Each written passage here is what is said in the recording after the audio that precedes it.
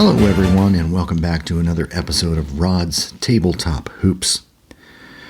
As you well know, I've been playing a brand new game quite a bit recently. It's known as Bankshot Basketball by Joe Bryan, SSG, Sideline Strategy Games, and I'm having a lot of fun with this game. I'm also learning a lot. It's one of the first games I've played consistently that has the design of the cards is more numeric ranges versus instant results, so that's been a transition for me, and I feel I'm getting better at it. But one of my favorite people on my Tabletop Basketball board games page on Facebook, his name's Joe Brooks, and Joe is a huge Status Pro fan. He's also a huge Bankshot Basketball fan, so we've been kind of trading information, trying to learn this game, the ins and outs, and he pointed out something I missed. I was running fast breaks for my first few games here, where you would get the steal, like say by a Larry Johnson of UNLV, and I assume once you got a steal, you had a clear path fast break to the basket. So during most of my games, whenever I'd get a steal, I'd run the fast break automatically. Well, it turns out there's a section in the Bankshot Basketball set of instructions that does not follow that rule the way I was thought it would go. And it's under the turnover section, and I will just read the paragraph that really makes the difference here, that shows that I was wrong, and Joe reading the instructions properly is right. And I appreciate him coming through and telling me this issue because I don't want to play the game incorrectly. The offense, it's called turnover. The offense player has turned the ball over. When the turnover reading is from the defense section, it will usually have steal with a number range. So you'll have a number range of for the turnover and a D6 version of what the steal range would be. Like it could be 2 to 6 or 3 to 7 or just 5 and 6 if you don't steal the ball much. So if the 2D6 result equals the number or is within the range, the defensive player is credited with a steal. I knew all of that. That was a piece of cake. But this is where it gets tricky for me. If the percentage dice result, or whatever you have, on the dice or on your fast action percentage result, equals the last number of the turnover percentage dice range, and the 2d6 are within the steal range, the defensive team has the option to attempt a fast break. Now, I find this quite an obscure rule. This is a little bit crazy detail here by Joe Bryan, which says, like, say, Pistol Pete Maravich has, I think, a turnover range of, a certain amount, and his steal is 2 to 6. Well, say his range is 41 to 58, or 51 to 58. I can't remember what it is. What this rule says is the number on the percentage dice or card that you flip has to be the last number of that range, would be 58. And if I had a 58, I have the opportunity to run a fast break off a steal. Well, that opportunity is going to happen less than 1 in 100 times based on my calculations, because one, you're not always going to get the steal range on the 2d6, and two, the other deck's 100 cards. So Joe has made it an extremely difficult thing to actually get a steal and run a fast break. I was just kind of surprised by that. I'm pleased that Joe came forward and told me, hey, that's what the rule is in the book, and that's the way you should play it. I mean, I guess you can look at the other way and say there are plenty of fast break opportunities within Joe Bryan's Bankshot Basketball. But I almost thought, wow, that is kind of counterintuitive to what the history of the fast break in many tabletop pro basketball games have been during the modern era. And that's what I'm here to cover. I'm here to cover the fast break, its evolution in tabletop basketball board games.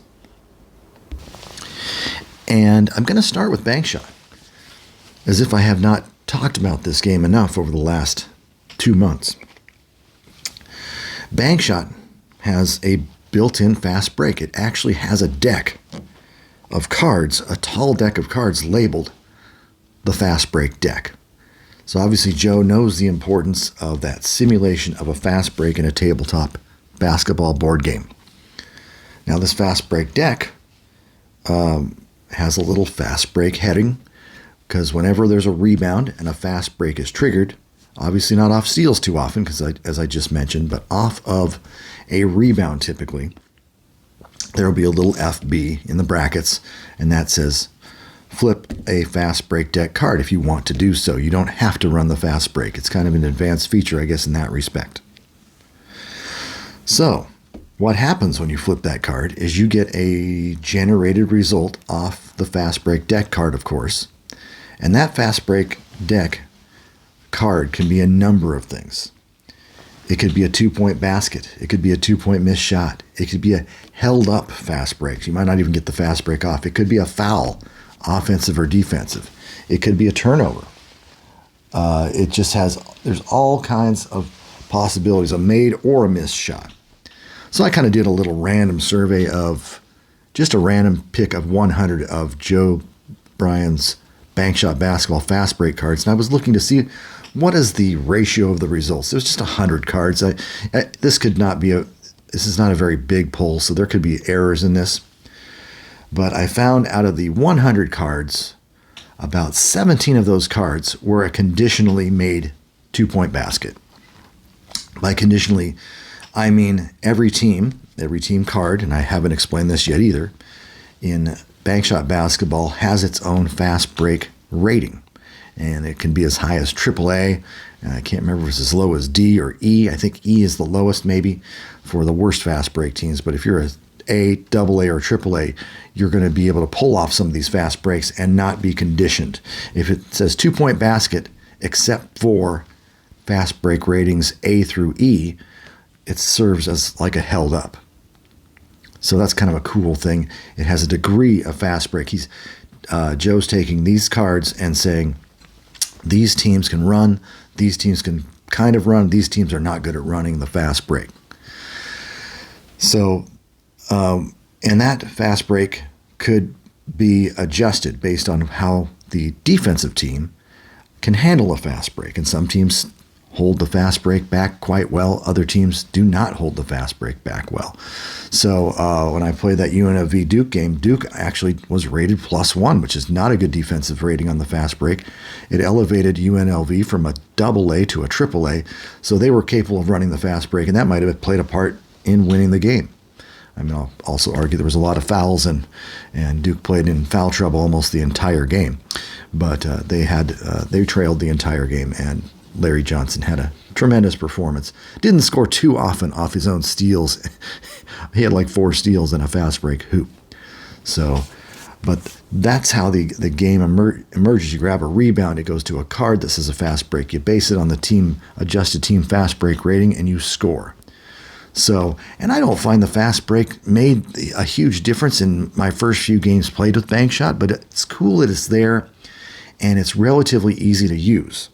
And with the exception of that weird rule I just read about that Joe pointed out to me, and thanks again, Joe, for telling me about the turnover rule, it's about in the middle of the instruction booklet on the left side. You go where the staples in the instruction booklet is if you have Bankshot Pro Basketball, Bankshot Basketball, and it's on the left side there. It's called turnover. And it's kind of interesting that there's just this remote chance that if you get a steal, I'd say less than 1% chance you're going to be able to run a fast break off a steal. So anyway, that's the fast break feature in Bankshot basketball. I'm going to go through a few of the games of the past now and see how they did or did not utilize the fast break within their simulations.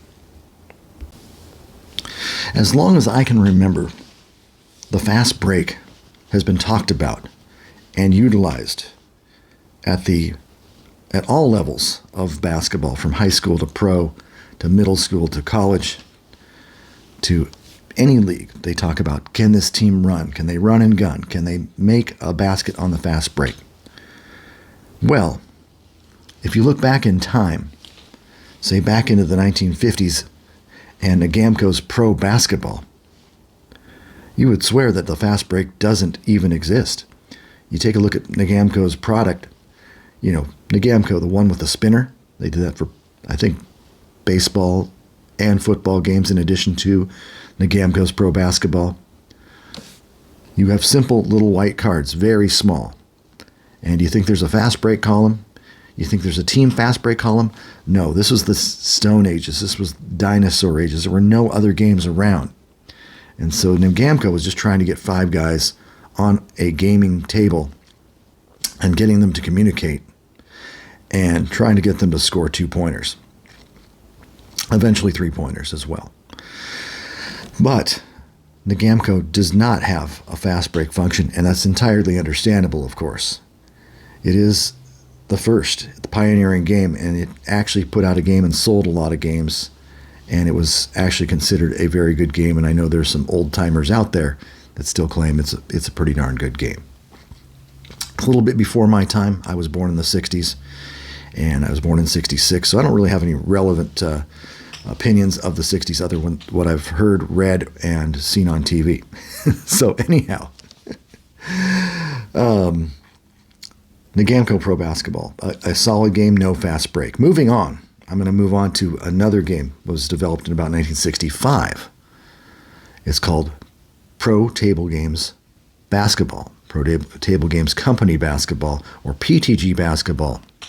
And you've heard a few discussions over my time here managing this Rod's Tabletop Hoops channel and beyond, my Facebook page, Tabletop Basketball Board Games, about Pro Table Games Basketball.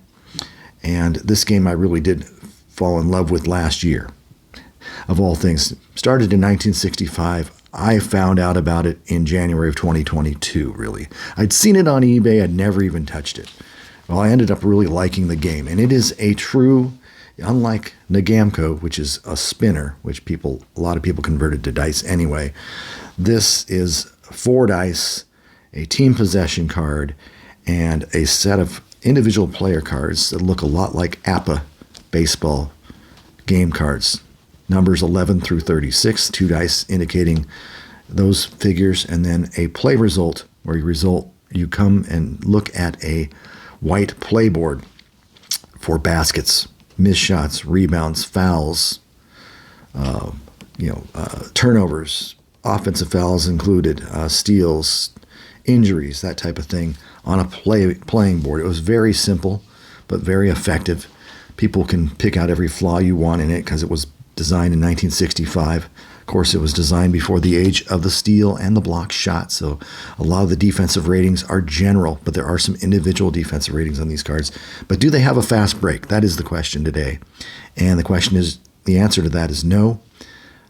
PTG Basketball does not have a fast break. They were just trying to get the best formula to play a game that was relatively accurate, and PTG Basketball is 10 times more accurate than Nagamco's Pro Basketball. I've played it. It's realistic. You can have Bill Russell shutting down your team on defense. It's really well done, but no fast break.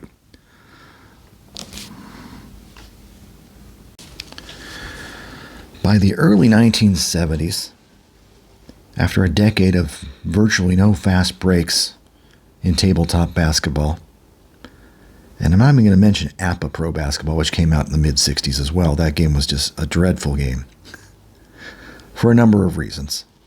The easiest one is just to say, how did your last game of APA Pro Basketball go? And between game players, they'll say, I don't know, I've never completed a game. The problem with APA Basketball in the simplest terms was that it took way too long to play. There's pass, dribble, and shoot columns. And I don't think there was a fast break offense, but I don't think I played enough of it, at least in the full version of the game. They had a simplified version, which was kind of a shooting fest, which was, believe it or not, much better than the regular game because you can actually finish a game. But I don't believe there was a fast break in APA Pro Basketball. I'm going to move on to a man named Wayne Wisco. And he came out with a game in about 1970 or 71 called Computer Basketball.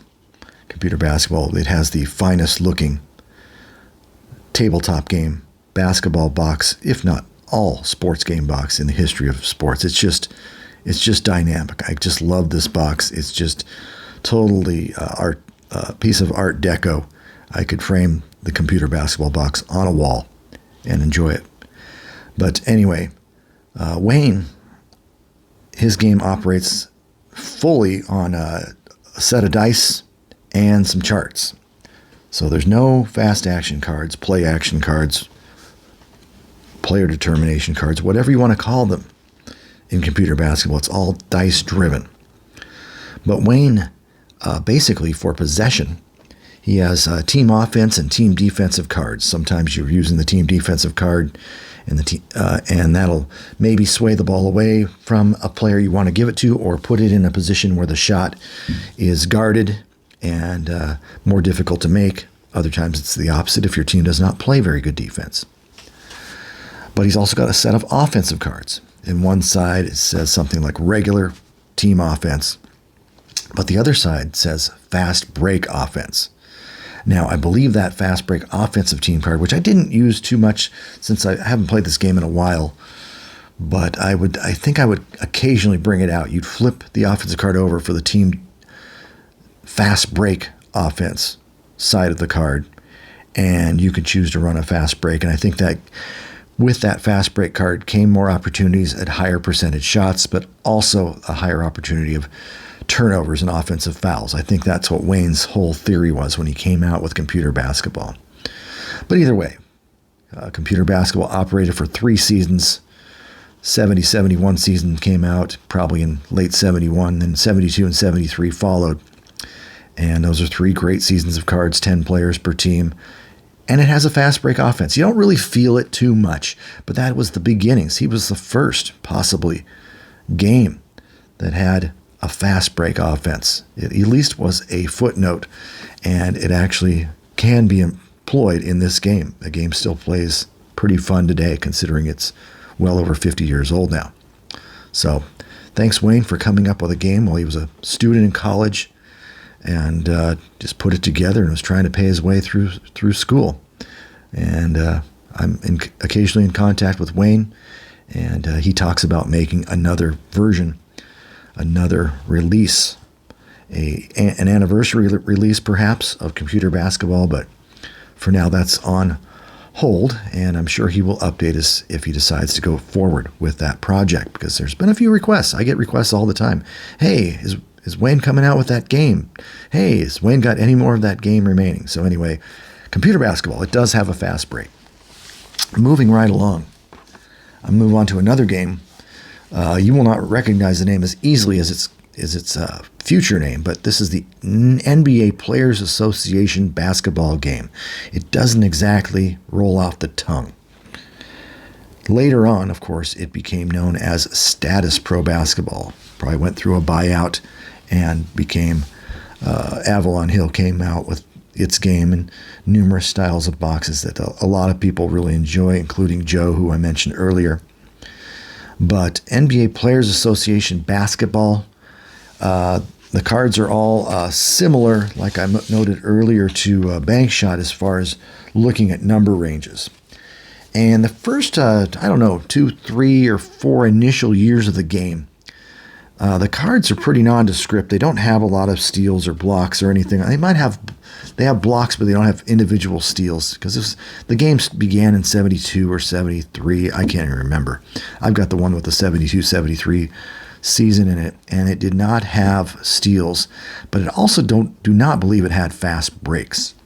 So NBA Players Association basketball did not have fast breaks, but by the time I think the 74-75, roughly the 74-75 season came around and Status Pro had taken over the game, they'd incorporated fast break on the offensive side, team fast break ratings A through D or A through E, and fast break defensive ratings. So say you have the New York Knicks or someone from 76. I'm looking at a card right now, and their fast break rating is a D for the team, and it says the break defense is a B. So doesn't look like they fast break much, but it looks like they can prevent the fast break pretty well. And I don't exactly know how that works on the charts that they have in Status Pro Basketball. I have not played that game in a long time, And I've not played the Status Pro Basketball version probably in 40 years. So it did not resonate with me as much as it did an upcoming game that I'm going to describe. But anyway, Status Pro Basketball does have a fast break and incorporated into their game. We're hitting closer to the early to mid 70s, and when all tabletop simulation games kind of take a bump up in quality and in detail in terms of game flow and having those fast break opportunities. All right, we go from the NBPA basketball game to another level up, I will say, and it's called Fast Break Pro Basketball by Jim Mickey. The game's called Fast Break. Does it have a good fast break? In short, I will say that Fast Break Pro Basketball has, to this day, the best fast breaking system in the history of tabletop games. I know that's a big statement. And honestly, it does not even have that great a fast break defense. But I don't care. Fast Break Pro Basketball has a team fast break card, a right lane, a middle lane, and a left lane for the fast break.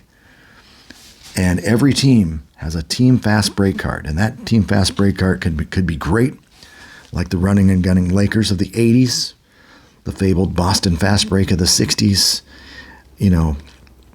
the Denver Nuggets shoot within 5 seconds of the shot clock, ticking down from 24. Fast break has the smoothest fast break operating mechanism around. And that's what I always enjoyed about it. You instantly learned it. It was actually called an advanced feature within its instructions. But basically, you flip what's known as a player determination card, which, they were a good enough company to not have the word FAC or PAC. These cards were player determination cards. You'd flip over a card for a rebound and it would say, rebound, defensive strong forward, FBO, left lane. It would be fast break opportunity left lane or middle lane or right lane. So you could really envision the realism of where that ball is going. And then that would end up being point guard or shooting guard or forward. And it would be either a defender's card, because fast break's got individual defender's card, or the famed RG or run and gun column, which is one of the finest innovations that is used in a couple of games we're going to mention coming up. But to have a run and gun column, and you get a guy like David Thompson, you can just envision Issel with the rebound, FBOML for Denver. You roll a 7, it's guard or forward RG. I think David was playing some forward still. Forward RG Thompson on the run and gun, and he'd have this fabulous RG column rated from 2 to 12 on his fast break card, and slam dunk or basket and foul or assist, turnover, offensive foul, anything that could occur on that fast break, but it went straight to the cards. And you felt like that player actually contributed to the team on the fast break, and it was quick and painless and easy. There's also fast break opportunities. You can still play this game. It is no longer being manufactured. They were last published in 1987. Off of steals, a defensive steal, and that was always a cool thing as well. You could see a player like a human press machine. I mean, you could tell it in the 70s in particular. There was a lot of pressing going on because a guy like Ron Lee or Don Boozy or Slick Watts, some of those players had incredible defensive steal columns, and not every one of their steals indicated on their defensive column would say FBOML, but a lot of players had multiple ones on their defensive card, and that would trigger a fast break as well. So the game of fast break has the best fast break, and that's the way it should be. The next game on my list is a game also with a fast break system. It's known as Stratomatic Pro Basketball. Stratomatic had an original game in the early 1970s, maybe 72, maybe 1973. And their initial game lasted about 7 or 8 years. And as they were getting further in the years, Stratomatic decided that they had to upgrade their game or change it a little bit. And I don't know as much about the original game and its possible fast break features as the modern game. The game I call it modern, but it came out around 1981 for the 81-82 season of Cards. Maybe there's an 80-81 season of Cards. I can't remember. Anyway, not my cup of tea necessarily, but Stratomatic Pro Basketball has had the same game since about 1981 through present day. They have not changed the game. Stratomatic Game Company in Glen Head, New York, they're kind of a bunch of stubborn people. They don't like to innovate or do anything with their games, including releasing of past sets in card format. They do have a lot of computer games, but there's a group of people that really like playing off the computer where they don't have to roll dice and calculate stats by hand. And then there's this group that loves the PC game, and hey, go for it. If you enjoy that and can print out stats completely done for you, complete a season in a fraction of the time and play that computer game. But we're talking about card and dice basketball, and Stratomatic has not updated its card and dice basketball game in a number of years. However, they do have a fast break mechanism, and this is what the complexity of Stratomatic basketball is all about. They have the ability, not only, as we mentioned earlier, getting an individual steal. Say Rick Barry steals the ball. It gives you the option of saying, you can use the fast break column on that offensive player's card and run the fast break because you've just intercepted a ball or swiped the ball from another player, and you're going to go down and make a shot. So you got a fast break. You think, okay, I've got Rick Barry. I'm going to run the fast break. You roll your dice, and one of the dice is a black die, which also has X column results. It also has team defensive card results in addition to your regular individual player cards fast break results. So you're running that, and you've got about a 50-50 chance of using your own offensive card to make the fast break basket or draw the foul or get an offensive foul or miss the shot, or flat out, some players don't shoot that much, so there's a big a P or whatever they put in their columns there, and you got to pass and run the play. So as I mentioned, though, once again, here's another aspect where there's actually a team defensive card that prevents the fast break. So in its general design, Stratomatic Pro Basketball has a more complex fast break system than, say, fast break. But which one's more fun? I think fast break is still more fun, just the way it runs.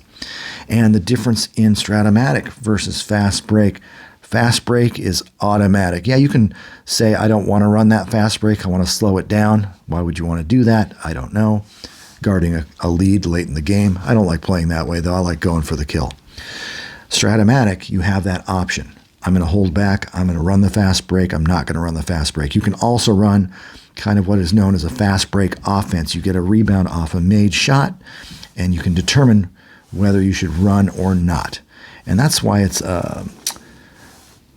I call Stratomatic Pro Basketball kind of a sandbox type of game, because you can do whatever you want a lot of the time.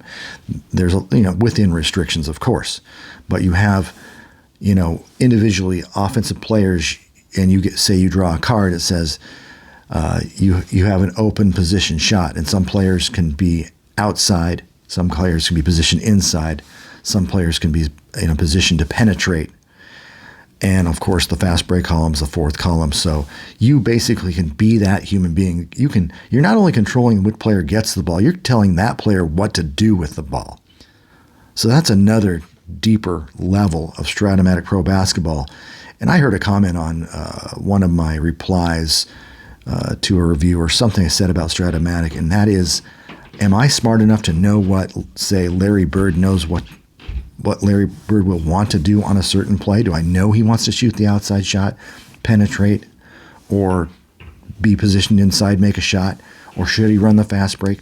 I don't think I'm as smart from a basketball level as Larry Bird or Jerry West or John Havlicek to make those decisions. And that is the conundrum with Stratomatic. If you like total immersion and the ability to be that player, you're not just coaching the players, putting the right guys on the court and making the substitutions.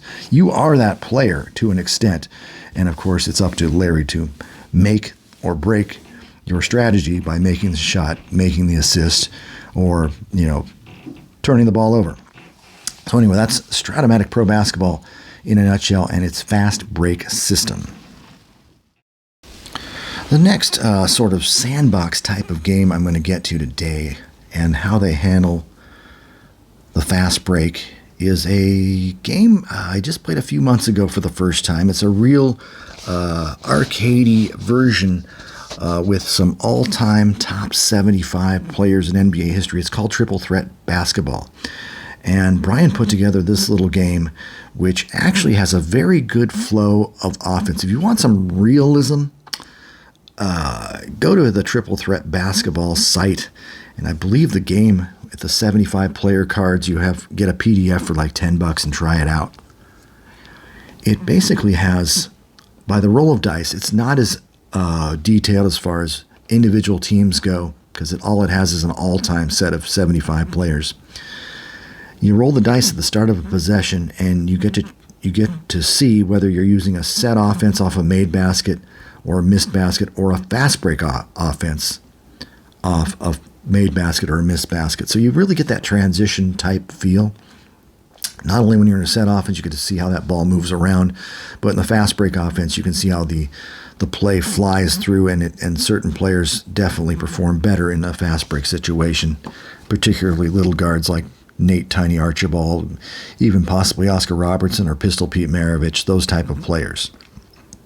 But Triple Threat's a very simple game, a very fun little game to pick up if you can get that dice mechanism down. They use about at least five dice, and you got to know what dice applies to what offense. It just takes a couple games to get that down, and then you're off and rolling, so to speak. Because much like computer basketball, it's a dice and charts type of game. So you can have a lot of fun with Triple Threat Basketball.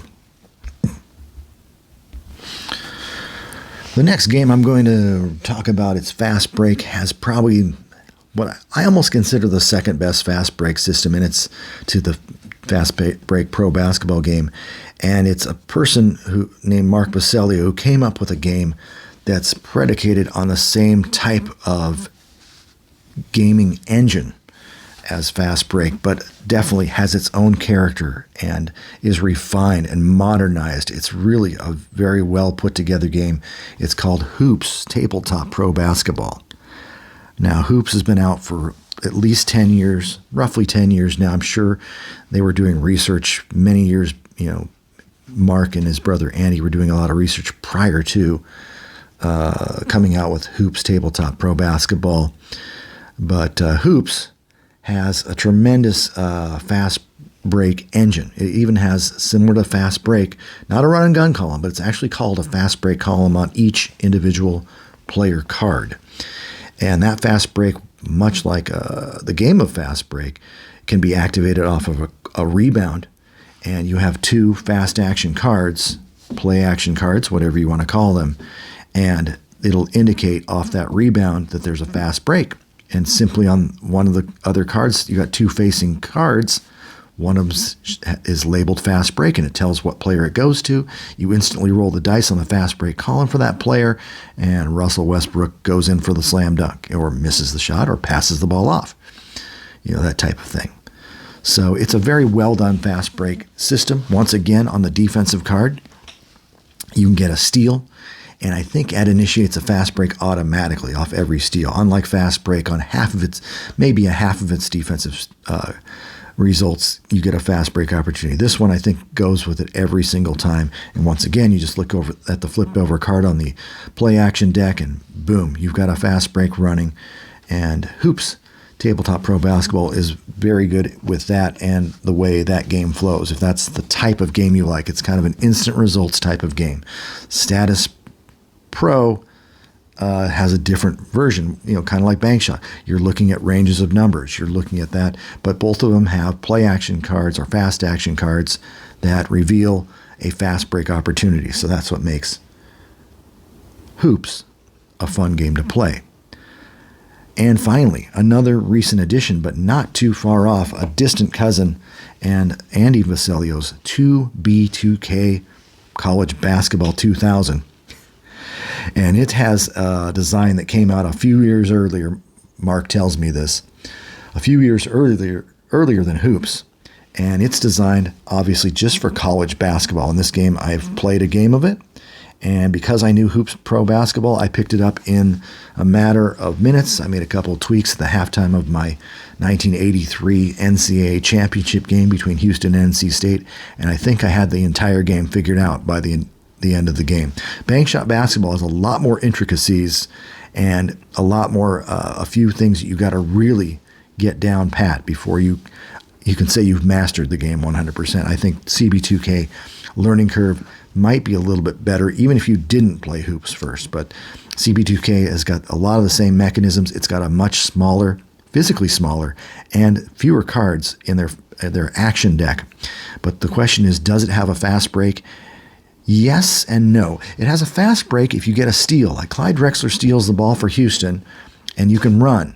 It's not a fast break column. It's called his offense column. But it's like as if you've stolen the ball and are going on the fast break to make a shot. So it integrates the breakaway version of a fast break. It's a limited fast break, I will say. You're not going to grab a rebound and run a fast break in CB2K. But nonetheless, don't let that fool you. The game flows really well. It's a lot of fun. The only reason I didn't play that game in 2019, and I'm going to bring this up in a future video when I actually do a little bit of a review of CB2K, is the fact that it did not have one of the stats. It's one of my favorites. It's a modern day stat known as block shots. And there are no block shots in CB2K. If you notice in the video that I came out with for the University of Houston NC State Championship, I created my own workaround. I made my own block shots by utilizing their team defensive card. And once again, this is a game that has a team defensive card, and that worked out. I just put a couple numbers where I designated that's a block for Olajuwon, that's a team block shot, that's a block for Thurl Bailey, that type of thing. So anyway, CB2K, another very solid game with a limited fast break. So anyway, that's a review of the games I'm going to talk about today. Some of them have great fast breaks, some of them have no fast breaks, and some of them have limited fast breaks. So, you can choose your game based on many, many things. And I like to have a solid fast break in my game. As far as I'm concerned, as far as the modern games are concerned, Bankshot's fast break is more than adequate because it's a simple fast break. There's no complexities to its fast break. Hoops has a nice, very nice fast break, which is seamless within the game. And then there's CB2K that's still being produced for NCAA sets and Team USA sets, or Olympics sets. And it has a reasonably good fast break in addition to what I mentioned quickly with Triple Threat Basketball, another game with a very solid motion on offense, whether that's a set offense or a fast break offense. And so there are great options out there if you're into a fast break, but that's a quick look at the evolution of the fast break in tabletop basketball games. I'm sure I've missed out on a game or two that has their own version of the fast break, but that's just all for another program and another day. So thanks for listening to Rod's Tabletop Hoops. I hope you guys have a great weekend.